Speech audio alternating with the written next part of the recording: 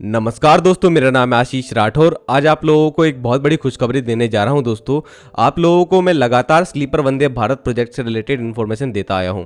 इसी क्रम में मैंने आप लोगों को हाल ही में जानकारी दी थी कि 120 स्लीपर वंदे भारत ट्रेन का ऑर्डर काइनेट रेलवे सोल्यूशन के पास में है, जिसके अंदर आरवीएनएल और रशियन कंपनी का टाई अप है।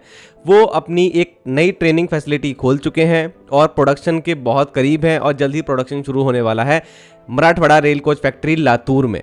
तो मैं आपको काइनेट रेलवे सोल्यूशन के बारे में लगातार जानकारी देता रहा हूं, लेकिन टीटागढ़ रेल सिस्टम लिमिटेड और बीएचएल के टाई अप को भी 80 स्लीपर वंदे भारत लगभग 1280 स्लीपर वंदे भारत के कोचेस बनाने का ऑर्डर मिला हुआ है। ये 24,000 करोड़ का ऑर्डर है लगभग, जो कि 35 साल की मेंटेनेंस के साथ में दिया गया है बीएचएल और टीआरएसएल को, और 2029 तक लगभग उनको इन ट्रेनों को बना करके देना है भारतीय रेलवे को। इन ट्रेन्स के अंदर कोच कंपोजिशन 16 और 24 के बीच में रह सकता है। तो दोस्तों, सबसे पहले मैंने आप लोगों को जानकारी दी थी कि टीआरएसएल किस तरीके की स्लीपर वंदे भारत बनाने की सोच रहा है, क्योंकि उन्होंने इन्वेस्टर प्रेजेंटेशन में कुछ पिक्स दिखाई थी, तो वहां से मैंने आपको जानकारी देने की कोशिश करी थी कि क्या सोच रहा है टीआरएसएल। दोस्तों, टीआरएसएल और बीएचएल को पहले आईसीएफ में एक यूनिट अलॉट होने वाली थी जहां पर वो ये ट्रेन बनाने वाले थे, लेकिन आईसीएफ चेन्नई में ये अलॉट नहीं हुई है। तो यहां पर अब ये ट्रेनें बनेंगी कहां पे? तो आखिरकार सारी चीजें साफ हो चुकी हैं।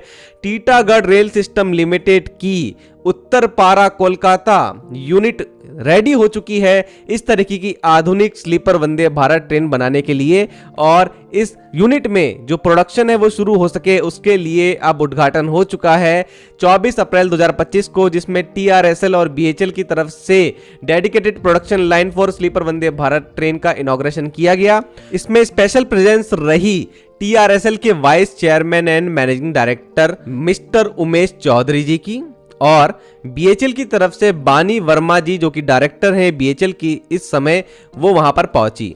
तो ये बहुत ही बड़ा एक काम आखिरकार हो गया। ये दोस्तों जेवी मेरे को सबसे इंपॉर्टेंट इसलिए भी लगता है क्योंकि ये पूरी तरीके से मेक इन इंडिया के ऊपर बेस्ड है, क्योंकि इस प्रोजेक्ट के लिए ये एकमात्र ऐसा जेवी है जहां पर हमारे देश का पब्लिक और प्राइवेट सेक्टर एक साथ आए हैं इस देश के बड़े प्रोजेक्ट के लिए। और पहला प्रोटोटाइप कब आ सकता है उसके बारे में बताया गया है दोस्तों। अगले कैलेंडर ईयर में पहला प्रोटोटाइप आता दिख सकता है, मतलब अगले साल की शुरुआत में हमको पहला प्रोटोटाइप देखने को मिलेगा। पहले भी ये प्रोजेक्ट थोड़ा लेट हो चुका है। मिनिस्ट्री ऑफ रेलवेज और जो हमारे L1 एंड L2 बिडर जो है उनके बीच में जो बात है वो बन नहीं पा रही थी पहले क्लियरली, अब वो बन चुकी है। कैसे काम करना सबको हर चीज समझ में आ चुकी है। तो दोस्तों, जो ये प्लांट है इसकी सबसे बड़ी खूबी आप लोगों को बता दूं, ये भारत का एकमात्र ऐसा प्लांट है जहां पर एल्यूमिनियम कोचेस बनाए जा सकते हैं। जी हाँ दोस्तों, इन्होंने ये टेक्नोलॉजी डेवलप कर ली है और सुधांशु मानी जी ने भी ये बात 2023 में बताई थी। तो ये एक सबसे बड़ी बात है कि हमारे देश की ऐसी कंपनी जो कि आगे आ रही है, R&D कर रही है, लगातार काम करने की कोशिश कर रही है रेलवे सेक्टर में, और अब भारत की रोलिंग स्टॉक सेक्टर की एक उभरती हुई कंपनी भी ये बन चुकी है।